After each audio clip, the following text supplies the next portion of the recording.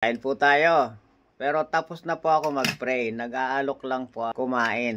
Ngayon po ay tanghalian. Kakain na po tayo. Ayan. Takaw mo? Ayan po.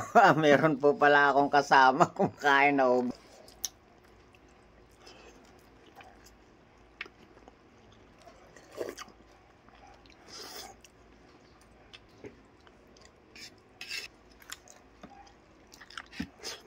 Manghimagas naman po tayo. Tama-tama. Ayun. Ito po ay hindi ko na inaasinan.